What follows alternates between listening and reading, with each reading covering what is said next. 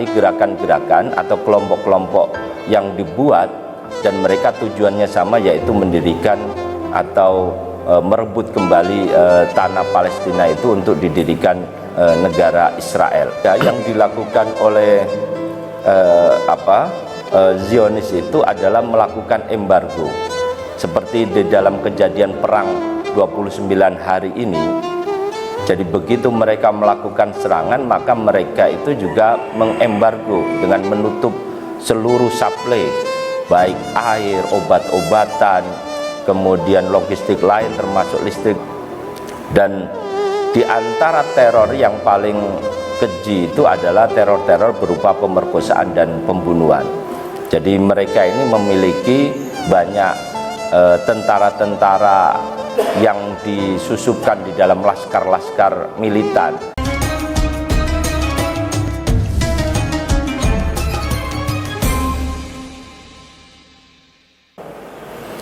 Maka langkah yang kedua yang dilakukan oleh gerakan Zionis ini adalah mereka melakukan teror.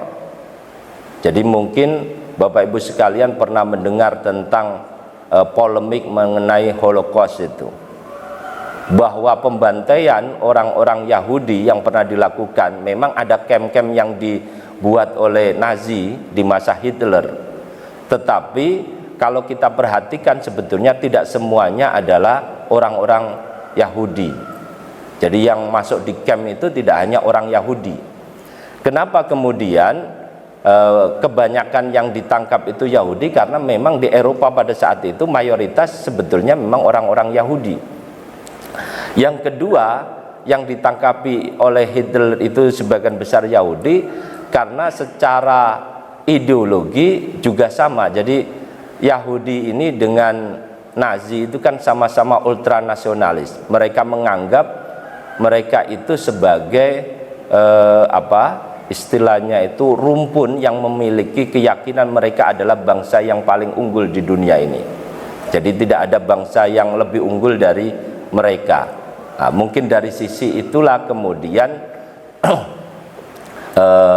konflik atau ketidaksukaan Nazi terhadap orang-orang Yahudi. Tapi harus digarisbawahi bahwa peristiwa Holocaust itu sekalipun terjadi sesungguhnya tidak se ekstrim seperti yang mungkin kita baca di banyak buku-buku atau kita lihat di film-film Hollywood itu. Jadi kalau di dalam gerakan Zionis itu bagian dari strategi. Jadi menteror orang-orang Yahudi sendiri yang ada di Eropa sehingga kemudian mereka mau kembali ke tanah Palestina. Kemudian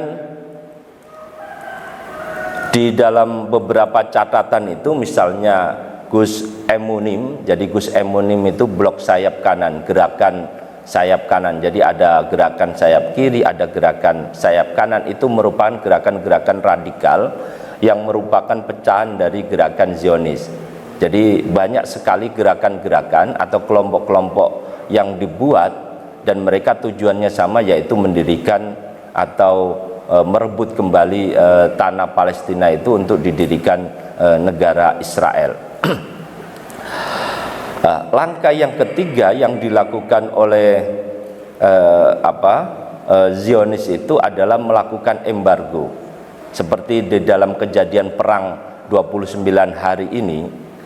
Jadi begitu mereka melakukan serangan, maka mereka itu juga mengembargo dengan menutup seluruh suplai, baik air, obat-obatan, kemudian logistik lain termasuk listrik dan yang lainnya.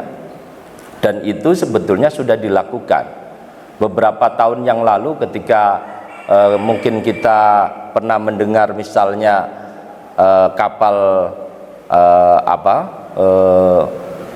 Mavi Marmara yang dikirim oleh pemerintah Turki yang dia mengangkut sekian ton bantuan dari seluruh dunia itu, yang kemudian dicegat di perairan sebelum masuk ke Palestina oleh tentara Israel. Hal yang sama juga terjadi sekarang maupun di beberapa tahun di awal-awal sebelum pendirian Israel. Itu sudah dilakukan, sehingga diharapkan dengan teror-teror seperti itu maka orang-orang Palestina sendiri mereka lebih baik mengungsi ke wilayah Arab atau mengungsi ke negara-negara di luar Timur Tengah.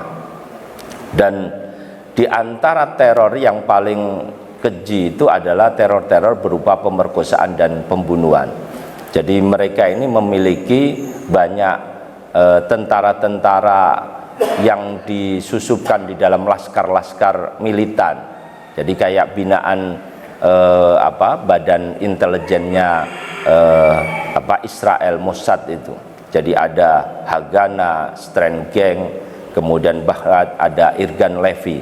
Nah, Irgun Levy ini yang paling sadis di antara sayap-sayap milisi yang dibina oleh tentara-tentara Israel itu. Baru setelah hal-hal yang saya sebutkan tadi itu dilakukan, Bapak Ibu sekalian, mereka kemudian mendirikan negara Israel itu.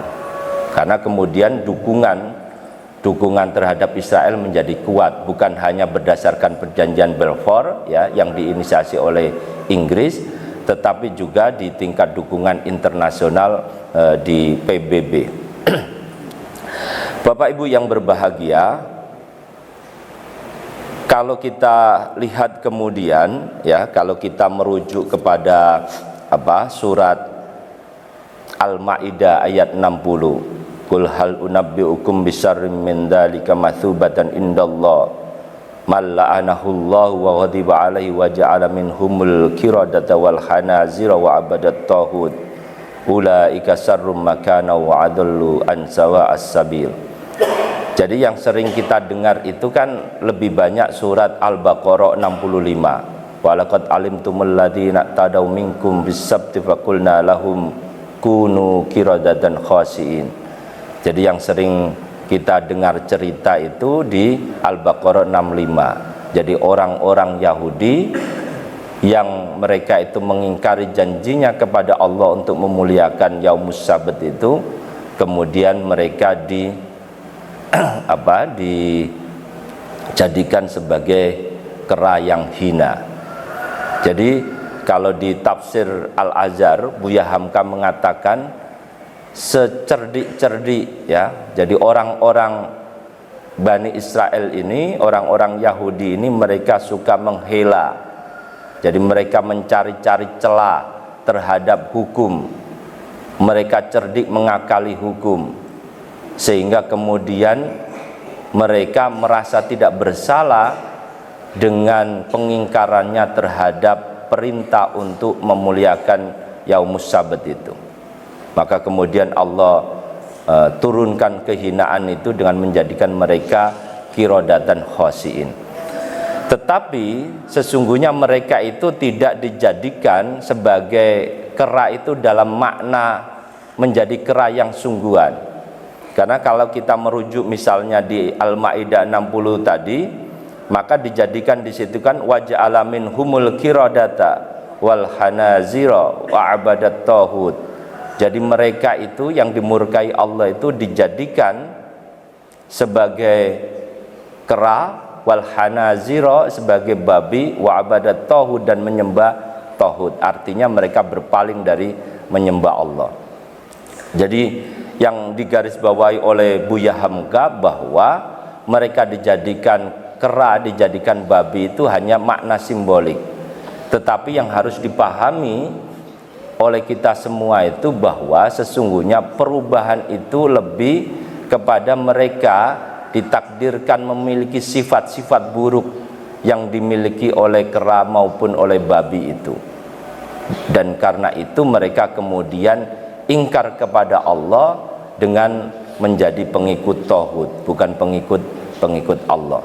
Jadi kalau kita lihat sifat monyet ya, sifat kera itu adalah dia serakah, dia maunya menang sendiri.